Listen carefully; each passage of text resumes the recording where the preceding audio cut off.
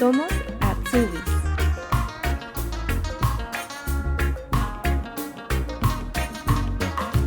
Matías León es de Santiago de Chile.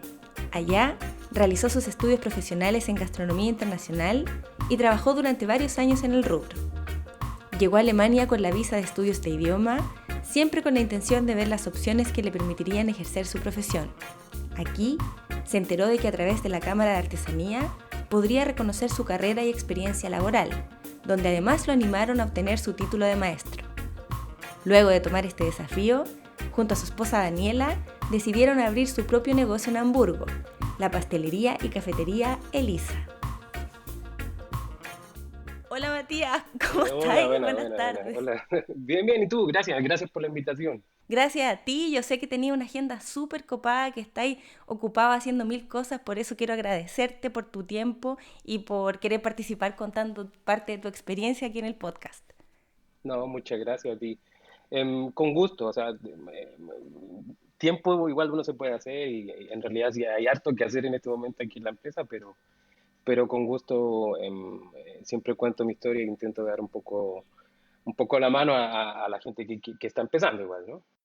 Vamos a empezar esta conversa. Primero quisiera preguntarte dónde estás acá en Alemania y de dónde eres. Yo en este preciso momento estoy en Hamburgo y vengo de Santiago de Chile. ¿Hace cuánto tiempo que llegaste acá a Alemania? Alemania, yo llegué en octubre del 2012, ya son 10 años ya, 10 años que llegué, wow, Wow. directo a Hamburgo. ¿Se te han pasado rápido o lento estos 10 años? Sí, increíblemente rápido. O sea, si me pongo a pensar, pensaría que fuera hace 3 años que me vine o algo así, pero pues sí ha pasado bastante rápido, bastante rápido. Vamos a empezar de atrás para adelante y primero quizás llevarte un poco a tu pasado, 10 años atrás. Si es que nos puedes contar un poquito cómo era tu vida en Santiago y a qué te dedicabas. Bueno, yo estudié gastronomía internacional en el DUOC. Antes de eso había estudiado en la Chiga Comeduc. Eso fue una técnico profesional, una escuela técnica profesional, es la Asociación Gastronómica Chilena, en donde uno estudia, allá en Chile tú estudias 2 años una carrera técnica, donde te enseñan la parte básica, ¿no? de gastronomía. Y después de eso entré a DUOC, a hacer 4 años de gastronomía internacional.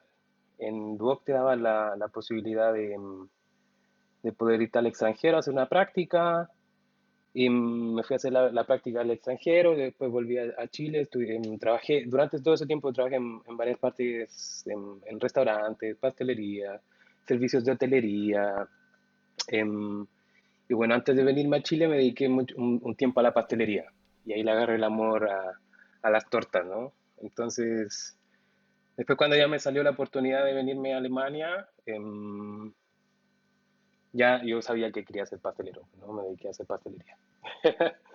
Eso fue como antes de venirme a Alemania, ¿no? Tú me contabas antes de grabar de que Ujú. tuviste la posibilidad a través de una beca de vivir también y estudiar en Francia. ¿Cómo fue esa experiencia para ti? Resulta que cuando en la generación que yo entré a Duoc, tú tenías la posibilidad de hacer una práctica internacional y pocas personas se podían ir a Francia y el resto de personas o pocas personas podían ir a México a hacer, bueno, que las dos estaban muy bien, las dos estaban muy bien. Pero como a mí me llamaba la atención mucho la parte gastronómica, Francia para mí era un objetivo muy grande, ¿no? Entonces, al final de la carrera, tuve la gracia de poder irme a Francia durante 3 meses, o sea, en Toulouse, en un hotel pequeño, en una ciudad pequeña. Y ahí tuve también la gracia, la fortuna de poder quedarme más tiempo, o sea, de poder alargar la práctica y al final en total fue un año que me quedé en Francia. En ese tiempo que aprendí un montón de cosas nuevas, naturalmente puse en práctica cosas que ya sabía, cosas que traía, y, y uno le agarra más cariño al rubro también, ¿no? Cuando ve cosas diferentes y prueba cosas nuevas, te sientes también de otra forma también valorado, ¿no? Porque fuera de casa te ven también diferente, ¿no? Entonces, em, en Duoc te daban la posibilidad de que, claro, estudiabas francés paralelo a los 4 años de carrera y las mejores notas o los mejores resultados, al final se le ganaban cupos a esa Francia, ¿no? Y tuve la fortuna de poder irme a Francia, sí. ¿Tú sientes que esa experiencia de alguna forma te transformó y también te impulsó para después tomar la decisión de venir a Alemania? Claro, claro, claro, claro. O sea, estando en Francia veía como mis colegas estaban en México, ¿no? Y yo veía fotos de Playa del Carmen, de Cancún, de las Siete Tazas, y yo decía, ¿qué estoy congelándome? ¿Qué estoy haciendo aquí, no? Porque me dio al invierno europeo, y no vine al verano. Entonces, también sentía pucha, ¿por qué no fui para México, no?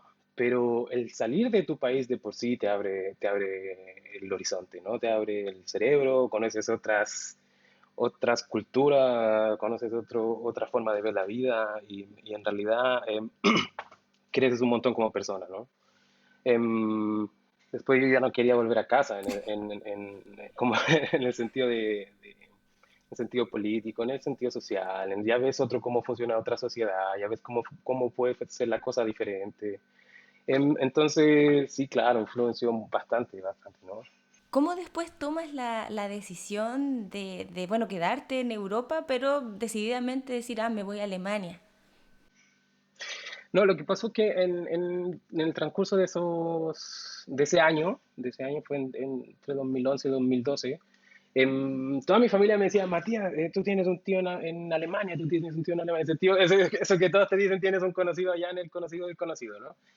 Bueno, resulta que empecé a buscar a este tío, lo contacté por Skype y resulta que este tío vivía aquí en Hamburgo. Y le dije, ve, estoy haciendo aquí, le conté mi historia en gastronomía y tuve 20 días de vacaciones en donde me pude arrancar a Hamburgo. En esos 20 días me tocó buen clima, me tocó un muy buen clima, bueno, él me atendió súper bien, me acogió súper bien, me mostró la ciudad, pude ver también cómo es Hamburgo, de multicultural, cómo es las cosas bonitas, ¿no? Que te muestran, turistear, pues, ¿no? Algo rico, ¿no? Andar paseando para allá, para acá, te andan trayendo, te andan mostrando, ¿no? Entonces, no, pues me encantó más que Francia, me gustó más que Francia, porque naturalmente tienes un conocido y estás de paseo, estás conociendo la cultura, y por otro lado te rompió todos esos estigmas y prejuicios que yo tenía de Alemania, ¿no? Porque poco se escucha de Alemania en Chile, o al menos en mi entorno cultural, ¿no?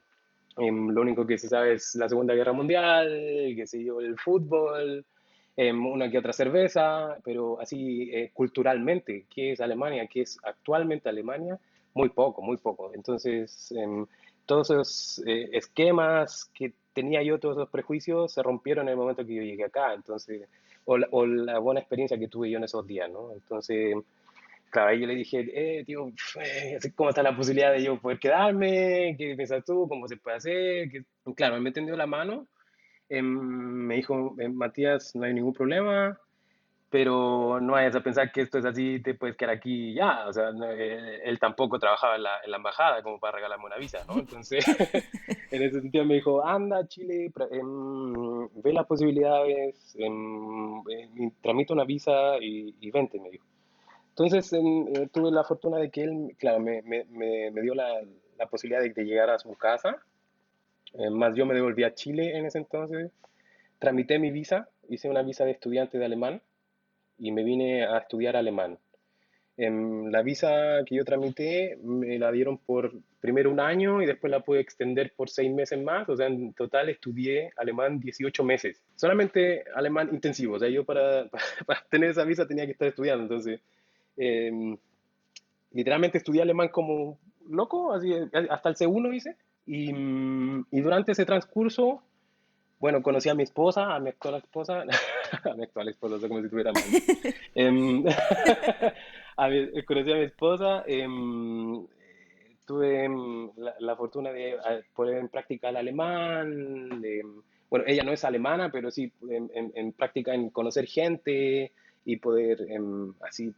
En realidad nunca me ha costado mucho desenvolverme con conocer gente, pero pero sí me sirvió bastante esos 18 meses de poder estudiar el alemán, aprender el alemán, porque hoy en día me doy cuenta, te abre otras puertas, ¿no? Te abre, el tener el idioma te abre otras puertas que no se me hubiesen sido posibles si yo sigo hablando solamente inglés o francés o español, ¿me entiendes?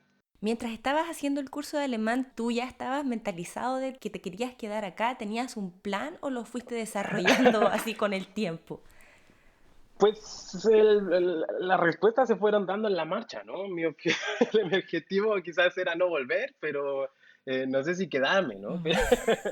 Eh, no sé, yo cuando salí de Chile, en esa época que decidí salir de Chile, o que yo quería salir de Chile, ¿no? Porque todavía no estaba como 100% decidido, yo he salido en un descontento de una generación descontenta socialmente, de varias cosas.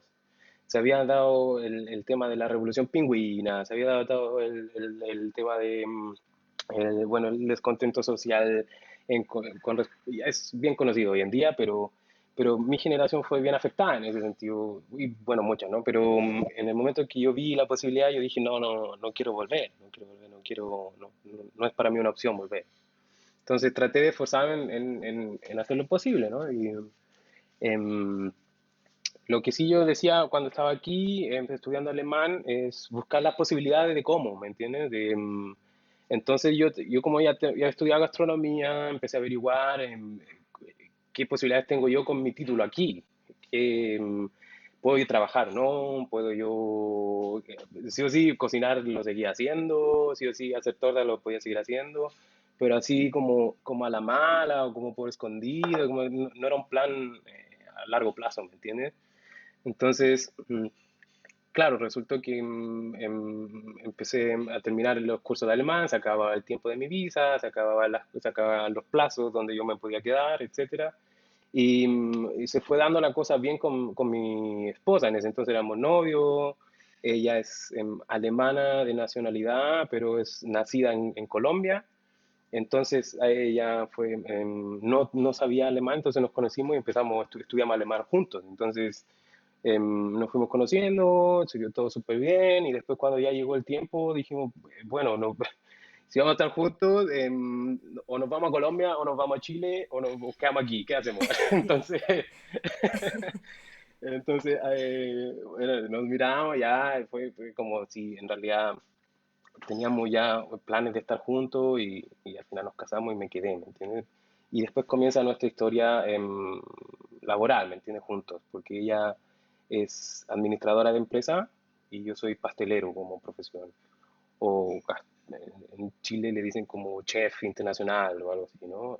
A modo de aclaración, para la gente que nos Ujú. escucha, en tu caso tú no tuviste que hacer la Ausbildung completa, sino que en tu caso convalidaste tu experiencia profesional y los estudios que habías hecho ya sea en la secundaria y después como técnico profesional, como nos contabas al principio. ¿Cómo fue ese proceso? ¿Tú sabías que eso era posible o tuviste No, que no, no, no. encontrar esa información en el camino?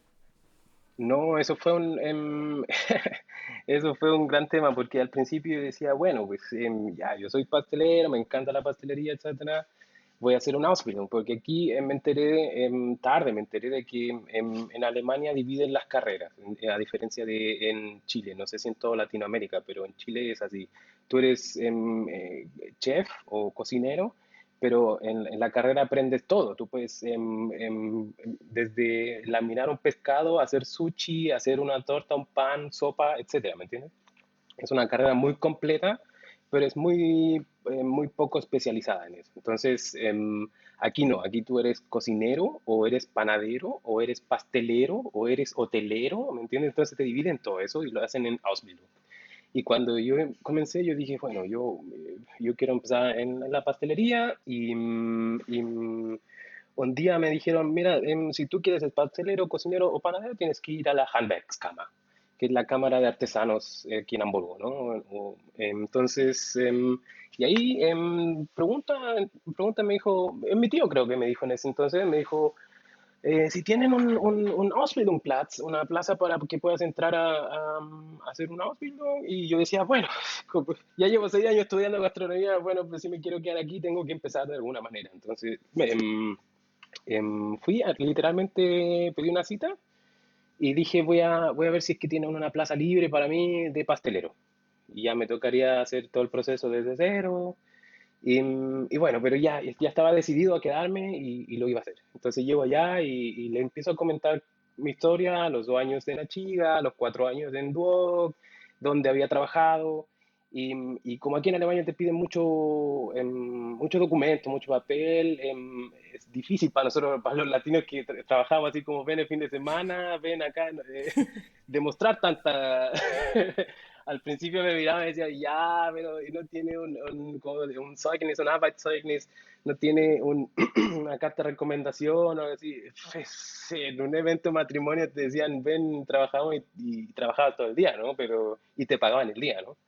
Entonces, no había mucho cómo demostrarlo en ese sentido, la experiencia laboral. Más la experiencia académica, sí. Entonces empezaron a comparar mi carrera, porque me pidieron, digo, bueno, si tú tienes todo esto, entonces vamos a comparar tu carrera con la carrera que ya existe en Alemania. Y resulta que mi carrera daba casi que la maestría ya, casi de pastelero aquí. Entonces me dijo, a ver, un momento, me dijo, tú no tienes que empezar una Ausbildung, me dijo, no hagas esa locura, me dijo. Tú ya tienes casi una maestría, solamente te falta completar unas partes de la maestría y, y ya podrías comenzar acá, o sea, y yo, eso fue como un alivio muy grande, ¿no? Porque en realidad cuando ibas planeaba que tenías que estar 4 años como mínimo ya volviendo a aprender lo que ya sabías, te dicen, no, como momento, tú ya puedes empezar a trabajar. Y en ese momento la Handwerkskammer, bueno, me empezó a ayudar, me dicen en qué consiste la maestría, me dicen hasta qué nivel estoy y me facilitan también ayudas estatales para poder financiarla incluso. Entonces fue un gran apoyo, ¿no? Lo que me faltaba en ese entonces de la maestría consiste en 4 tiles, ¿no? En 4 partes, ¿no? Una es la parte teórica, la parte práctica, basadas exactamente en gastronomía o en pastelería en este caso, y la otra son leyes y administración, y la otra parte es pedagógica. O sea que un maestro aquí en Alemania tiene que tener la capacidad de poder enseñar para que el oficio se siga enseñando, ¿me entiendes? Como el Ausbildung aquí es dual, tú vas la mitad a una empresa y la otra mitad a una escuela. El que está en la empresa es el encargado, es el maestra para poder enseñar. ¿Sí? Tiene que él estar capacitado pedagógicamente para poder enseñar. Entonces, esa era la parte que a mí me faltaba. Y bueno, y toda la parte de leyes y eso, ¿no? Que se puede y que no, pues, ¿no? O sea que los profes que enseñan en las empresas son todos maestros, tienen el grado de maestro. En una empresa, por ejemplo, pongamos el Lisa, por ejemplo, la pastelería Lisa. Yo soy el maestro, pero si yo soy el encargado responsable legal de que el Ausbilder aprenda cómo se debe el oficio. Si yo tengo un Geselle, que es un Ausbilder que ya aprendió, pero que todavía no es Meister, o sea, que ya terminó la Ausbildung, y yo le digo a él, por ejemplo, enséñame a este Ausbilder cómo se hace la vanillecreme o la crema de vainilla. Ujú. Yo no se lo puedo delegar, eso no es ningún problema, pero él no es maestra todavía. Entonces, pero yo tengo que garantizar en mi empresa de que sí fue correctamente enseñado, ¿me entiendes? O sea, no todos pueden enseñar en ese sentido, más uno lo tiene que garantizar en la empresa y ese es el maestra, ¿me entiendes? Pero en ese sentido tiene que haber en cada empresa, tiene que haber un maestra por lo menos para poder enseñarlo, ¿no? El oficio. Una vez que un Atsubi termina su formación, por ejemplo, de pastelero o de panadero, ¿puede ser maestro o maestra después? Claro, claro, claro.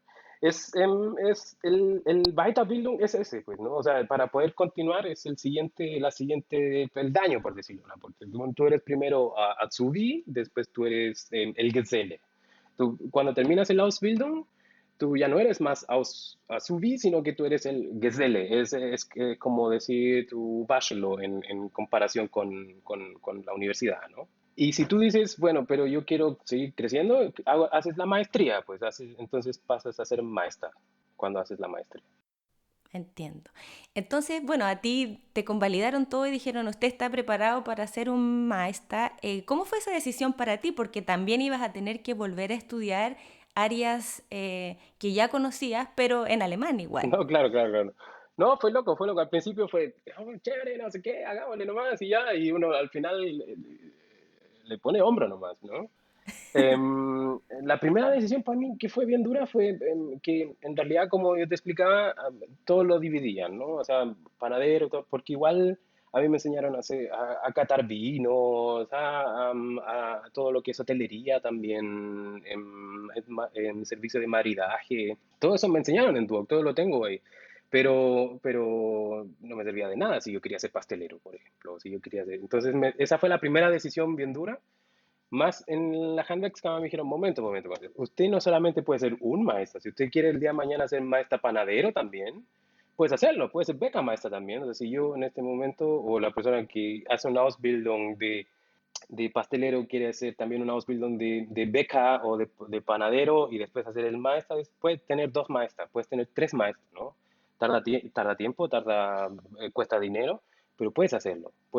Es un gran plus, o sea, pero nadie te lo impide, ¿no? En ese sentido, se puede. Quería preguntarte cómo fue la formación para ser máster, si puedes explicarnos los horarios que tenías, qué es lo que tuviste que aprender, si tuviste que dar algunas pruebas. Sí. Pues el máster en total, si lo haces completo, te dura como un año y medio más o menos, con pruebas y pausas de por medio. La que me faltaba a mí eran los últimos dos tiles, las últimas dos partes, y no eran tan largas. Yo estuve esta semana viendo en detalle cuánto fue. Fue en septiembre y agosto, ese fue la parte 3, septiembre y agosto del 2014, fueron 2 meses. Y fue la más dura para mí, porque se llamaba Technische Fachwirt. Y eso es todo lo que es el proceso contable, todo lo que es procesos de leyes, administración de una empresa, procesos de marketing, el desarrollo de una empresa, etcétera, etcétera, etcétera. Los tipos de empresas que hay en Alemania, la inscripción en procesos legales en cuanto a patentar una firma, etcétera, etcétera, etcétera. Y Toda la burocracia. sí, todo lo que el trabajo que prácticamente no se ve, pero que es aquí en Alemania el más valorado o el más hablado.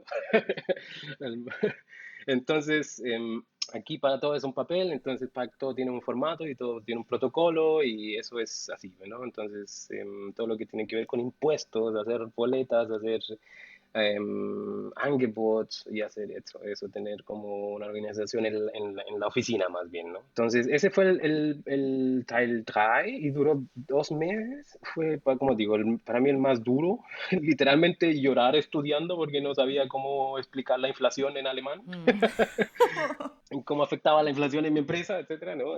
Y al final, claro, te hacen una prueba escrita. Te hacen una prueba escrita y ya. Si la prueba escrita no la apruebas, no es problema. Puedes hacer igual la parte 4 más no tienes derecho a un Meisterdiplom. O sea, no tienes derecho hasta que apruebes todas las partes, ¿no? Entonces, tienes que esperar de nuevo hasta la siguiente ronda para no necesariamente hacer el curso de nuevo, pero tienes que hacer la prueba de nuevo, ¿no? Y el número 4 fue noviembre, diciembre, o sea, 2 meses también, del 2014 también lo tengo anotado, y se llama ADA Shine, que es el Ausbilder, creo que así se llama, no me acuerdo, lo tenía anotado. Pero es la parte pedagógica, ¿ya? Y la parte más chévere, o sea, esa fue la que más me gustó, ¿no? Porque es práctica también. O sea, tú te enseñan literalmente cómo enseñarle a alguien más, los métodos de enseñanza, qué objetivos tienen, qué objetivos hay detrás de eso. Entonces, para mí fue bien didáctico, bien práctico y en ese sentido me mantuvo bien entretenido, ¿no? Porque me daba cuenta, te enseñaban, por ejemplo, el método de enseñanza. Aquí, el método de enseñanza para ellos es que hagas un error para que aprendas. Entonces, por ejemplo, la prueba consistía en yo en enseñarle a una persona cualquier parte de la parte de pastelería, que sean 15 minutos solamente, sin que yo meta mis manos en el proceso. Entonces yo elegí el cortar una torta, o sea, un bizcocho, partirlo por la mitad que quede derecho, o sea, abrir el bizcocho, ni siquiera rellenarlo ni nada, solamente abrir el bizcocho. Entonces consistía en que yo tenía que hacerle todo el paso a paso y si la Azubi se equivocaba, yo no podía decir nada, nada, nada hasta que terminara. Ujú. O sea, si el bizcocho quedaba partido por la mitad al revés, no podía decir nada hasta que... Entonces, el primer proceso era decirle cómo por ejemplo, corta la mitad, marca el completo, todo eso, marca toda la orilla, y luego vas pasando el cuchillo lentamente, lentamente, lentamente, etcétera. Y después, antes de decirle si lo hizo mal o bien, preguntarle a él un análisis de cómo lo hizo, qué cosas haría él mejor, qué cosas encuentra, y después hacerlo yo y decirle, mira, esto hiciste mejor, esto se hace así, esto, etcétera, ¿no? Entonces, ese proceso de enseñanza, em, muchas veces, o sea, para mí, si yo lo veo de este punto de vista ahora, es muy bueno, porque te dicen, te muestran la realidad desde el otro punto hasta que ya la cagaste, ¿no? Ya no hay como atrás, volver atrás del bizcocho, no. Entonces ya entendiste que ya lo hiciste mal de esa manera y tienes que hay unas cosas que corregir, ¿no? En la forma práctica. En cambio de ese de Vormachen, Nachmachen, que es como yo lo hago primero como maestro, después lo haces tú, ese tiene como garantía a largo plazo de que lo hagas mal, porque no existe un control, de hecho no lo hiciste, nadie te controló los errores, o sea, tú me viste y lo tienes que seguir haciendo como yo te lo dije y punto final, ¿no? Entonces, em, em, como sí se enseña en Latinoamérica, o al menos en Chile cuando me enseñaban a mí era así. Así se pela el tomate, te mostraban una vez y ya. Y tenías que seguir haciéndolo así. Y después llegaban a las 3 horas, decía, ve cuánta carne le sacaste al tomate, me decían. Pero no Después. claro, después de un rato me decía, ve cuánto tomate perdimos. Y yo decía, claro, pero es que si me hubiesen dicho hace una hora hubiésemos perdido menos, digo yo, ¿no? Pero de la otra forma que lo vi ahora, como del otro lado, por decirlo, enseñando, digo, sí, voy a perder un tomate, voy a perder un bizcocho al principio. Tengo que contar yo con eso. Voy a perder un bizcocho, voy a perder 15 minutos más, pero voy a garantizarme que el resto del año el bizcocho va a quedar derecho como yo quiero, ¿me entiendes? ¿No? Y como alumno, eso se ve como, este me está tratando como idiota, o este me está tratando mal, o este se burla de mí porque espera que yo haga un error. Y muchas veces no es así, es un método de enseñanza que espera que ver tus capacidades también, para ver dónde está el error, para ver dónde hay que mejorar, no para verte caer, sino para verte mejorar. Qué interesante lo que dices, porque también ahí hay una diferencia cultural y tú que aprendiste ahora como la pedagogía que se implementa aquí en Alemania, ¿qué consejo le podrías dar a alguna o algún estudiante que está cursando su Ausbildung y que a veces, como venimos con esta formación de nuestros países que es tan diferente, no sabemos o interpretamos a veces de forma errónea esto mismo que tú estás contando? No sé si hay Claro. algún consejo como de profe. Em, Pues a mí me pasaba que en Chile yo tenía miedo a cometer error. Y yo creo que en realidad en todos lados mucha gente tiene miedo a cometer errores.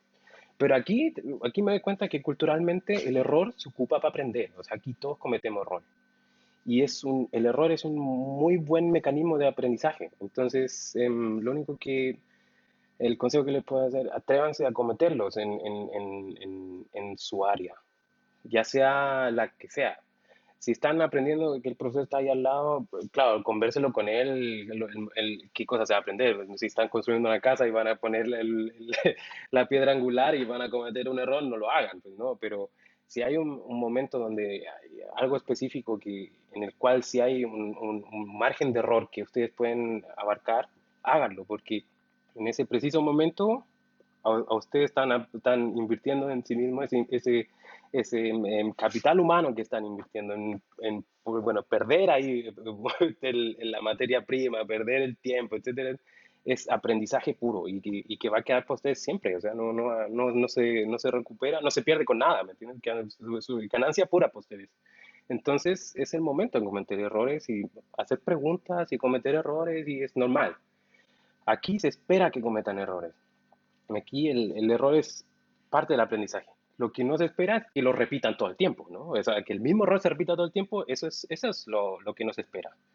más que se atrevan a hacerlo, es una fortaleza de un trabajador, de un aprendizaje, de un Azubi, ¿no? Y eso también se puede extrapolar a otras cosas también con el mismo aprendizaje del idioma, Claro, que a veces nos da susto, nos da miedo cometer el error, claro. pero como dices tú, con el error se aprende. Claro, claro, claro, claro. Ve, al principio cuando yo llegué, ya, lo mismo el idioma, ¿no? Yo, atreverse a hablar, atreverse a hablar. El objetivo principal del idioma es la comunicación. Si ya te están entendiendo, si te están comunicando con alguien, aunque sea con error, sigan haciéndolo.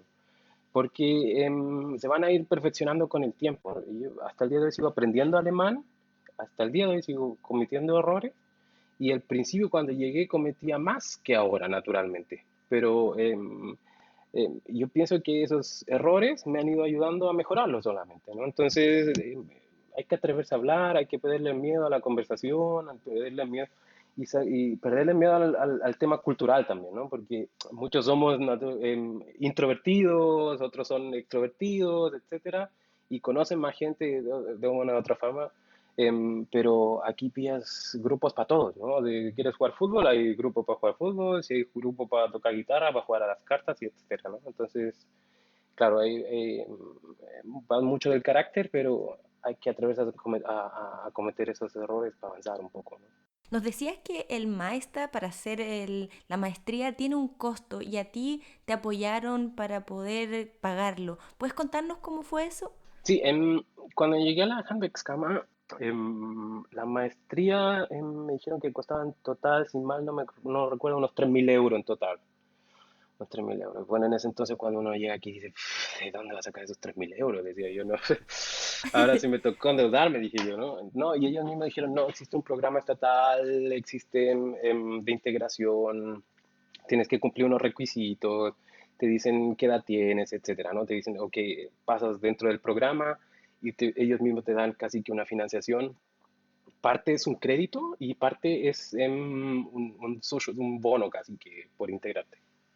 Entonces, dependiendo cuál, también tienes que rendirles a ellos cuenta después, ¿no? O sea, yo asistí a clases, aquí está mi prueba, yo aprobé, etcétera, ¿no? Y al final no me costó nada, no me la financiaron 100% ellos. ¿Y cómo fue la relación con tus profes en ese momento y también con tus colegas? Ah, sí, mira, eso fue también al principio un chiste, ¿no? Porque uno llega afuera y se siente como más con leche ahí, ¿no? Entra a la sala y yo era el único, eran 40 personas de distintos oficios porque en el Teil 3, en esa parte, allá los mezclan a todos, no solamente tiene que ser pastelero, los que hacen Rechnungen y los que hacen Angebot y esas cosas, ¿no? Entonces, yo tenía compañeros que eran pintores, otros que eran constructores, otros que eran ya carpinteros, etcétera. Entonces, pero el único extranjero era yo, el único de 40 alumnos. Entonces ya yo dije, bueno, pues, si ya me tocó difícil con el alemán, culturalmente no me va a tocar fácil. Entonces, em, bueno, decidí, ya dije, sentarme como bien nerd adelante y a pescar oreja a todo, ¿no? Entonces, al principio grababa las clases con el celular, porque como eran al ritmo alemán, tenías que pescar todo, si no te ibas para la casa sin pescar nada, pues, o sea, sin entender nada. Y tuve la fortuna de tener buenos colegas, eran varios jóvenes, entonces hicieron un grupo de estudio. Cuando ya empezaron a ver, como que lo vemos cojo como nosotros, porque en realidad es difícil igual. Para nosotros los artesanos o handwerker, el tema de los números siempre es un tema del otro lado de la raya, pues, ¿no? Porque nosotros es más fácil hacer la parte práctica, pero la parte escrita también es difícil. Entonces, hicieron un grupo de estudio y me decían, ve, Matías, nos vamos a quedar todos los días, qué sé yo, 45 minutos después de las clases y nos tomábamos un café, conversábamos lo que es ese día, etcétera.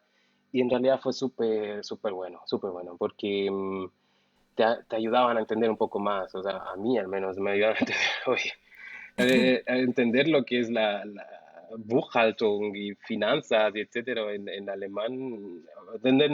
Ya en español es difícil de entenderla, en alemán era como ya. Entonces sí, fue un grupo bien lindo en ese sentido. Y después ya en el grupo 4 si bien habían varios que pasaron al grupo 4 otros ya lo habían hecho, ¿me entiendes? Porque si no lo apruebas, o sea, si, solamente asististe a la prueba, entonces no son siempre los mismos.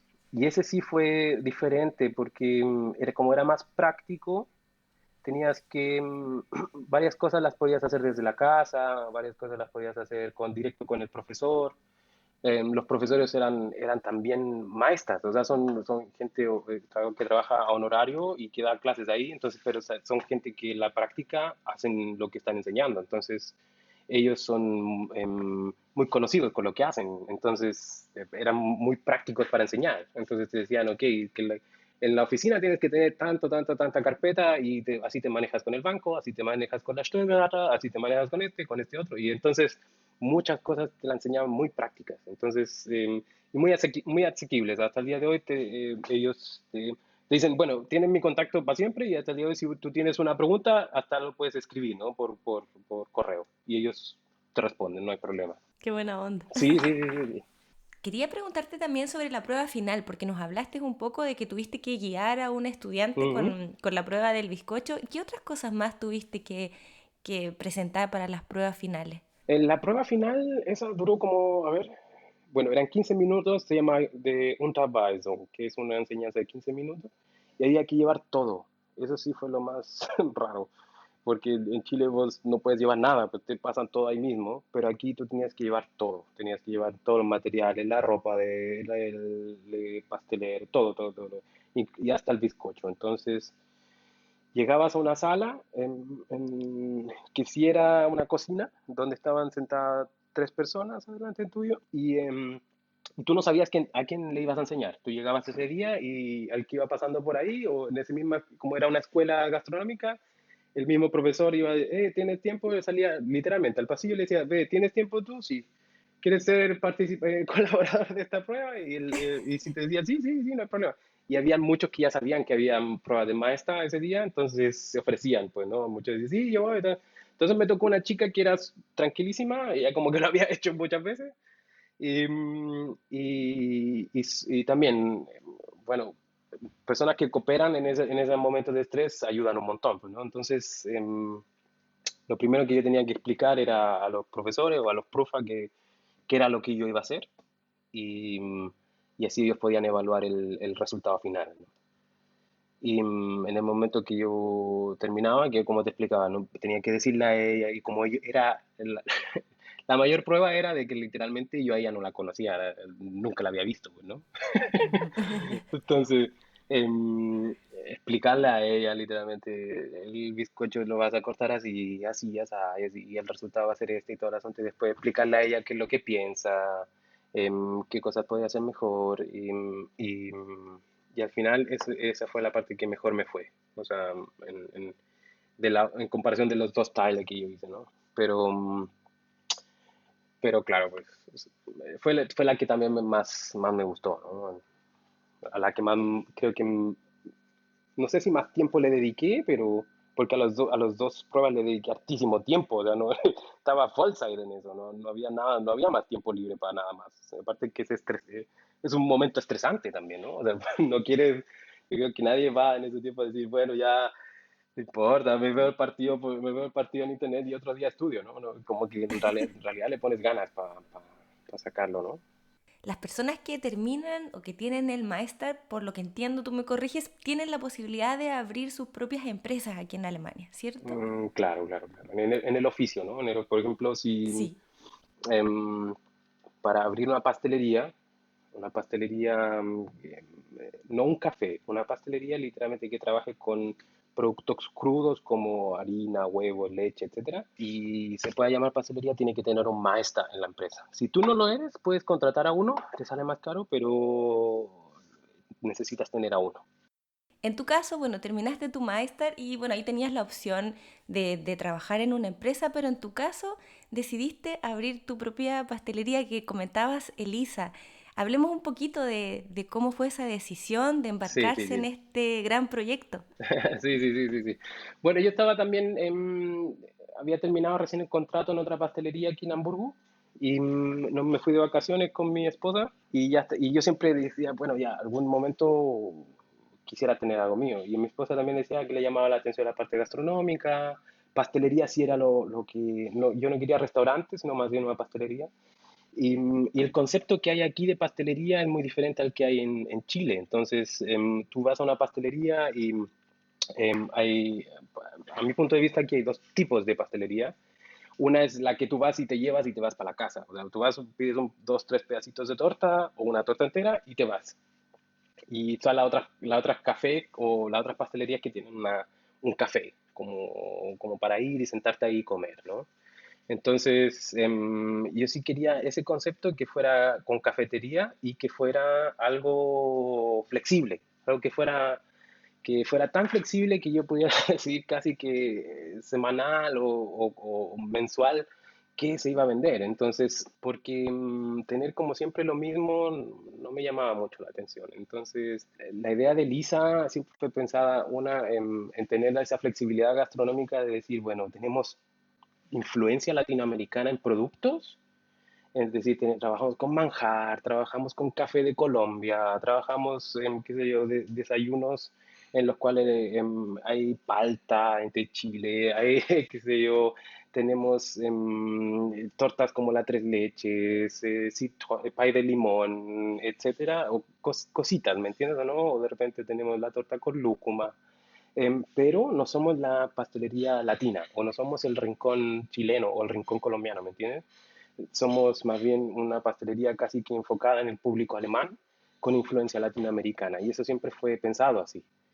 El otro objetivo que nosotros queríamos con Elisa era, bueno, tener un ambiente súper cómodo y agradable donde puedas sentarte, estar 3 horas sin que nadie venga y te diga, oye, necesito un espacio, ándate, o qué sé yo, estar 3 horas con un café, ándate. No, ese no fue nunca nuestro objetivo, por eso no queríamos una pastelería en el centro, por ejemplo, donde sí el espacio es más reducido y sí necesitan la plaza rápida.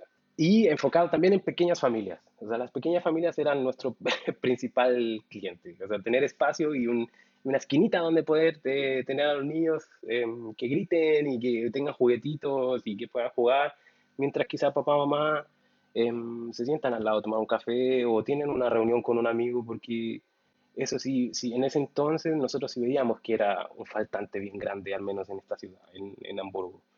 Porque como mamá vas con tu coche con bebé y casi que estorbas en todos lados, casi que como pequeña familia no eres muy bienvenido en todos lados, al menos en ese entonces yo veía que no hay espacio para un coche en ningún lado, no había una camita para mudar los bebés, no había en muchos lados. Entonces, esa sensación de que un bebé grita, es así, un bebé es desordenado, pero es loud, pero todo eso queríamos convertirlo como en algo que fuera aquí bienvenido, ¿me entiendes? Algo que muchos no tienen, nosotros tenerlo en ese sentido. Y, y eso le daba como más vida a Elisa. Hoy día en la mañana, por ejemplo, en la pastelería, 10 mamás, todas con bebés casi que recién nacidos, de 2 semanas o algo así, colgadas al pecho. Y yo decía, sí, literalmente ese es el objetivo, que ellas vengan, se puedan sentir cómodas acá. Y antes de la pandemia teníamos 3 veces a la semana reuniones de Jebame o de matronas con 10 mamás acá y los bebés en el piso. Y eso sí se da, hace un ambiente mucho más familiar, mucho más agradable y tú ves también cómo van creciendo las generaciones. Al principio llegan embarazadas, después llega el bebé, después vienen con el hermanito, así. Ah, Sí, qué lindo. sí, sí, ya, ya. Las primeras clientas del 2017, cuando abrimos, ya tienen sus hijos, ya. Entonces, eso lo hace mucho más familiar, un contacto mucho más cálido con el cliente. Ustedes, bueno, tenían ese concepto en mente, lo han podido llevar a cabo. Cuéntanos cómo fue un poco ese proceso de materializar ese sueño en los términos burocráticos, qué es lo que tuvieron que hacer. Después de que se acabó mi contrato en la otra pastelería, nos decidimos hacer la pastelería y decidimos hacer Elisa y nos pusimos a hacer un plan de negocio, un business plan. Entonces, como ya le te conté, mi esposa es administradora de empresa, yo ya tenía la maestría, entonces nos sentamos a ver ya a escribirlo. Ese fue un proceso bien largo en realidad, fueron 2 años donde estuvimos solamente en planificación. Entonces, ahí escribimos en detalle todo. ¿Qué torta yo quería vender al principio? Yo hice una lista de 12 tortas, hice una lista de qué tragos íbamos a vender. Precios todavía no, porque era muy realista en ese entonces, pero empezamos a calcular, ok, ¿qué necesito para producir estas tortas, por ejemplo? Entonces necesitaba un horno, necesitaba dos batidoras, necesitaba una máquina para estirar la masa, etcétera, etcétera. Entonces empezaba a imaginarme cómo iba a ser más o menos. Después que tenía toda esa lista, dijimos, ya bueno, ¿dónde lo hacemos?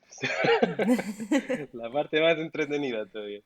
Entonces empezamos a buscar en portales, en dónde había locales. Entonces, hacer visitas de locales. Yo me acuerdo, fue como unas 30 locales que visitamos más o menos con mi esposa y al final estábamos aburridísimos de, decíamos ya, porque uno era o era muy chico, o era muy céntrico, o era muy caro, o era muy fuera del presupuesto, o había que hacer, no sé, no cuadraban, pues no cuadraban con el proyecto.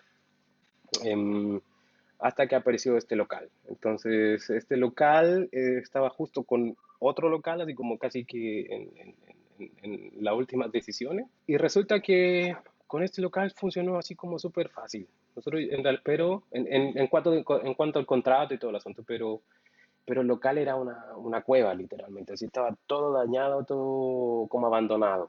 Entonces nos tocó renovar todo el local, pero cuadraba exactamente, físicamente cuadraba como para nuestro objetivo. Entonces, ya tuvimos el local y el arrendatario dijo, bueno, tienen que darme por favor, una aprobación del banco para que hagamos todo. Entonces fuimos al banco, después de que teníamos el local, era el último paso que nos faltaba y fuimos al banco.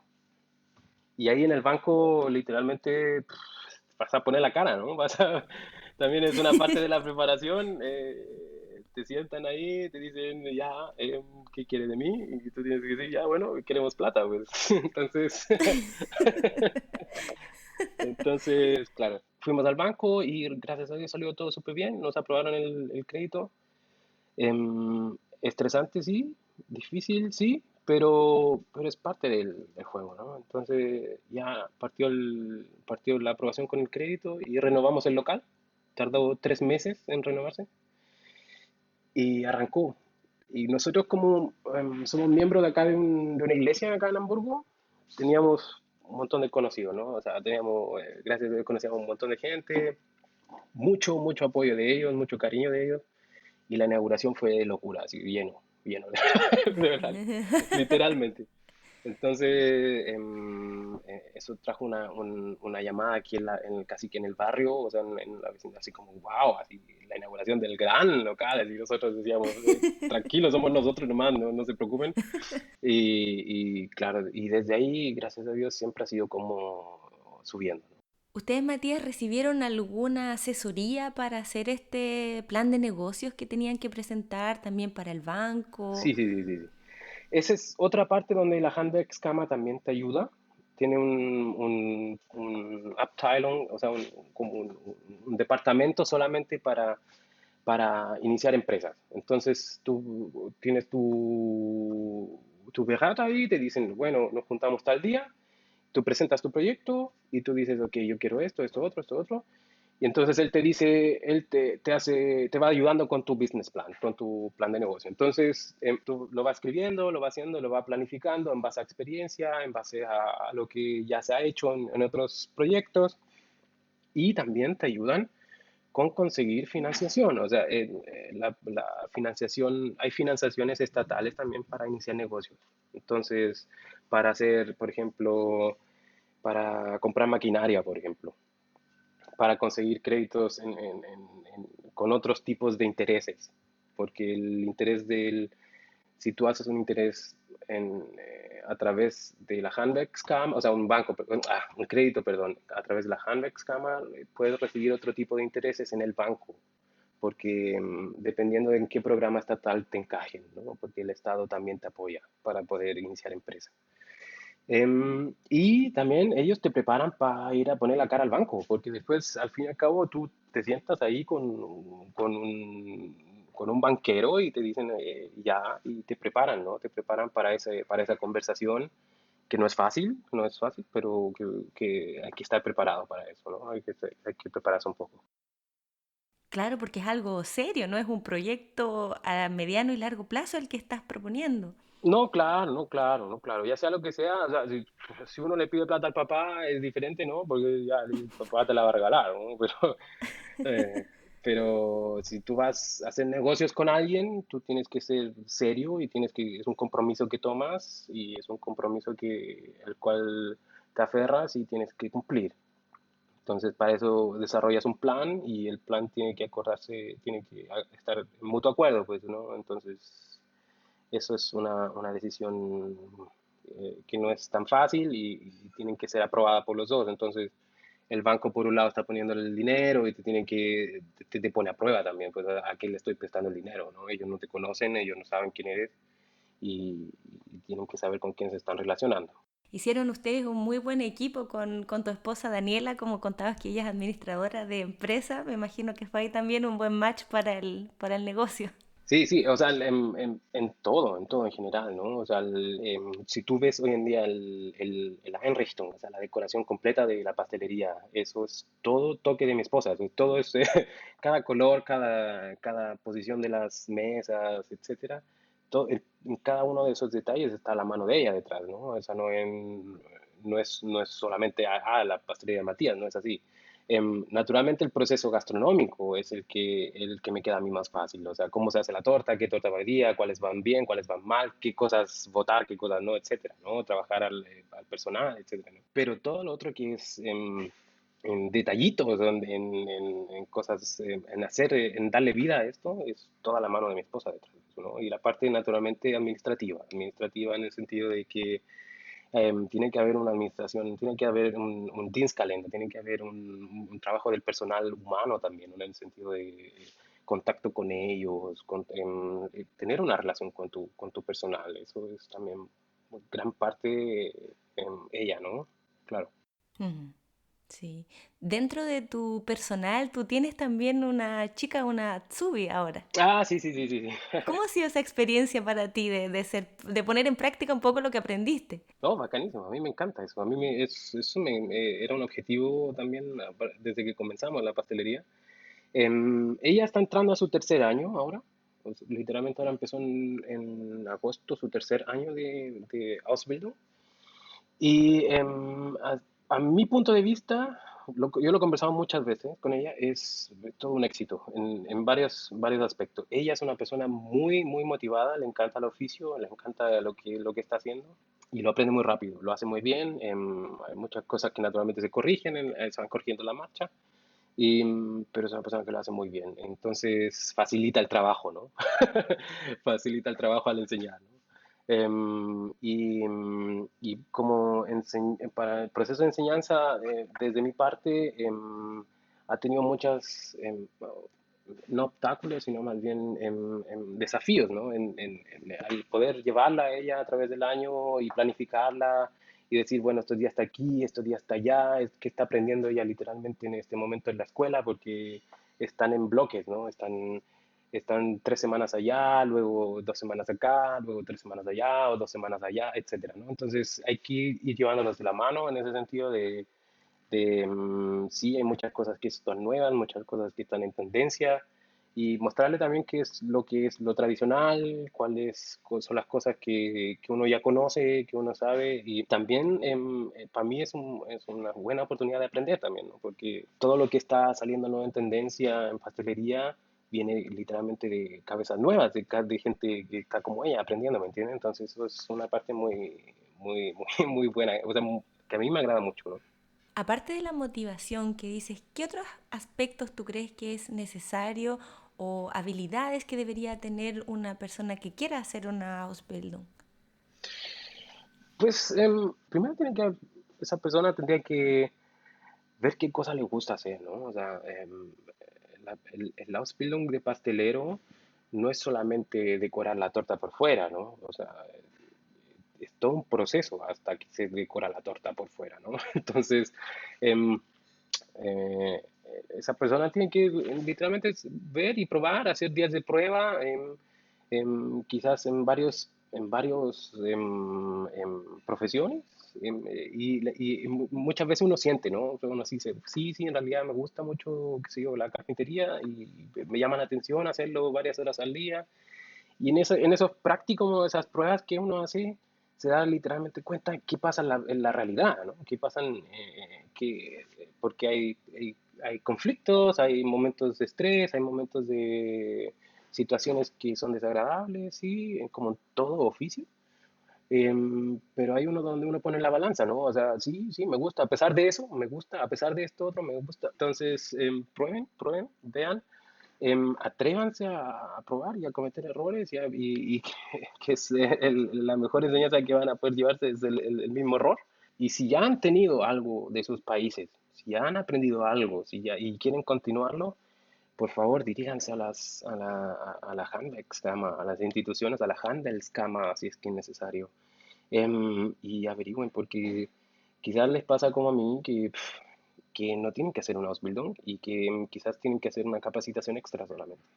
Y ya avanzaron, ya dieron un paso bien largo y no tienen que retroceder en cierto modo en la vida, ¿no? Entonces pueden comenzar más rápido, quizás, ¿no? A nivel personal, Matías, ¿qué ha sido lo más desafiante o lo más difícil para ti desde que llegaste aquí a Alemania? Em, Buena pregunta. Lo más desafiante desde que yo he llegado aquí a Alemania.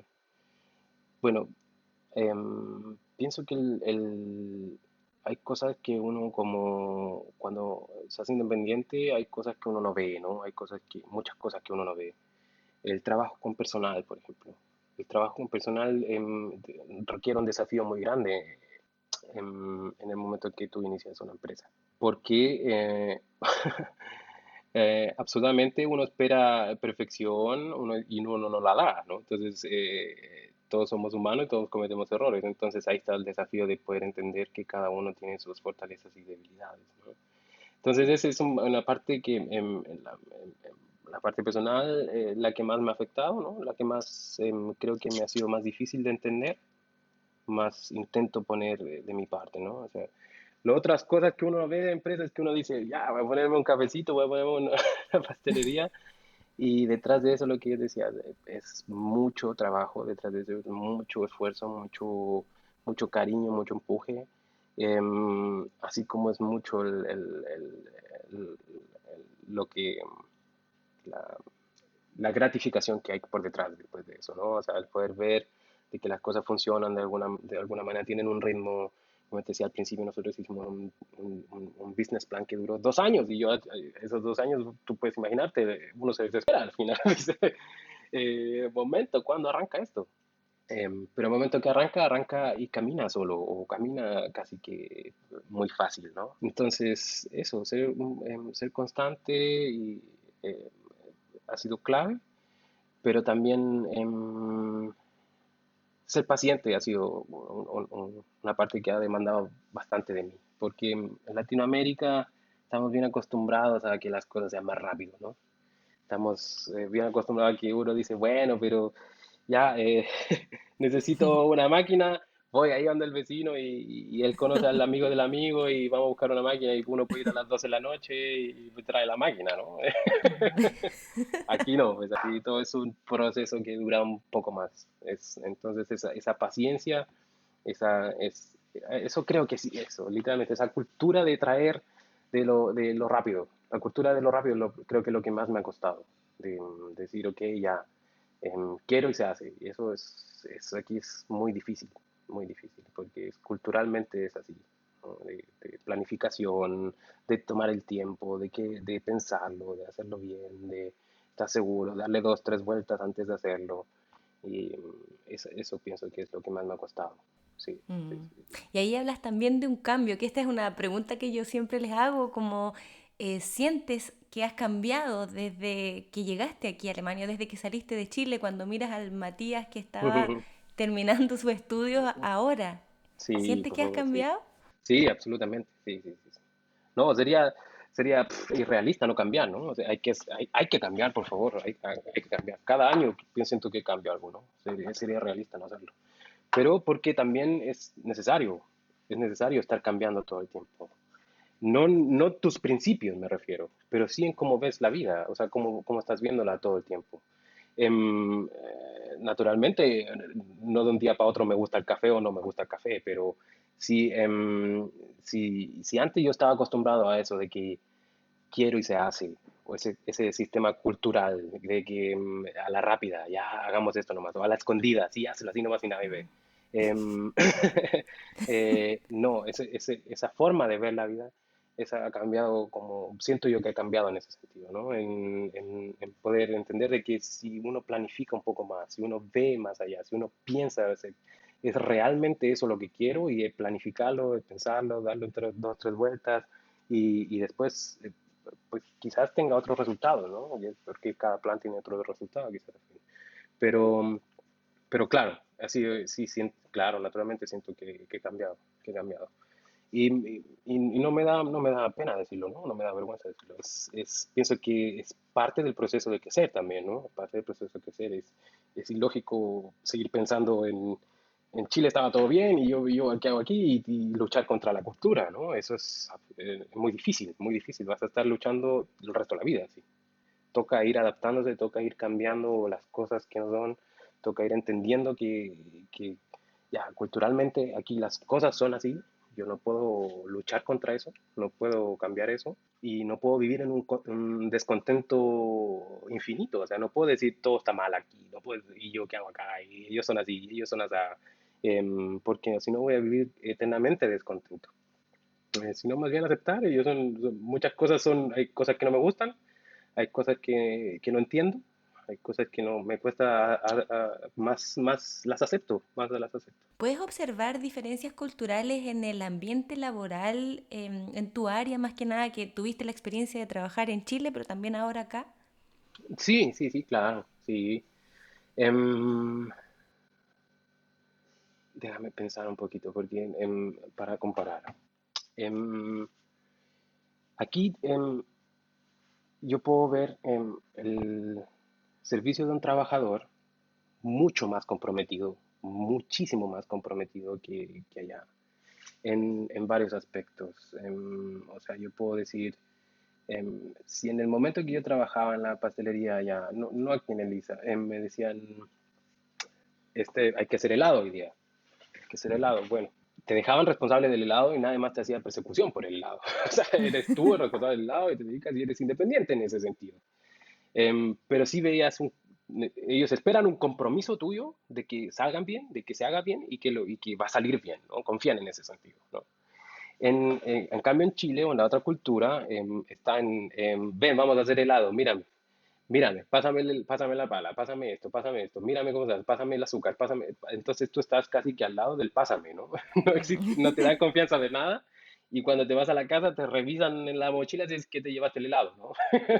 Oh, Entonces, al menos en donde yo trabajé, sí eran esas cosas, sí eran esas diferencias. En el tema de confianza con un trabajador, el tema jerárquico, en el sentido de que aquí no necesariamente apelan a su autoridad para que exista una jerarquía, pero sí la existe. O sea, yo con mi jefe puedo tener una relación tranquila, puedo hablarme con él de cosas de aquí y de allá, tranquilamente, abiertamente, pero aún así sabiendo que existe una línea jerárquica, o sea, no existe, no necesariamente tengo que ser sin respeto por eso. En cambio, en Chile hay que decir al jefe hay que decirle, si no, el jefe se siente mal.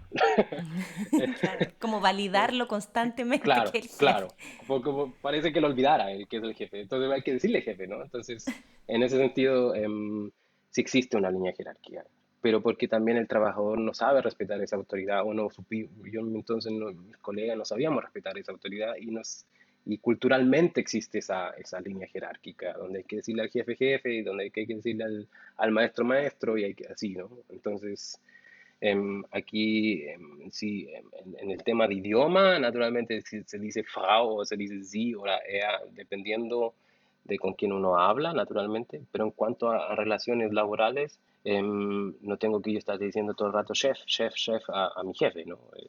De hecho, yo aquí mismo te dicen, no me digas chef o no me digas, no me digas así. llámame por mi nombre, ¿no? O sea, sí, eso pienso que es una gran diferencia cultural, ¿no? Y el compromiso laboral.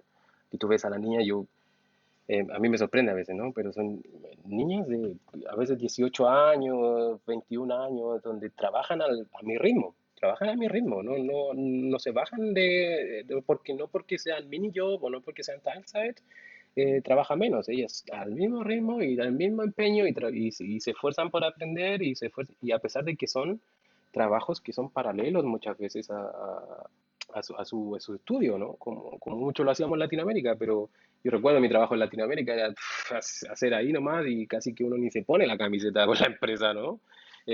Casi que para cumplir la hora. Entonces, aquí el compromiso que yo veo en ellos es, yo llego a esa hora, me comprometo a esa hora. Si te dicen ya 2 veces al mes, esas 2 veces al mes van. Nosotros como latinos te decimos, todo el mes, póngame todo el mes en el calendario. Yo vengo todo el mes. Vienen 3 días y al cuarto día te están diciendo, pero deme un fin de semana libre.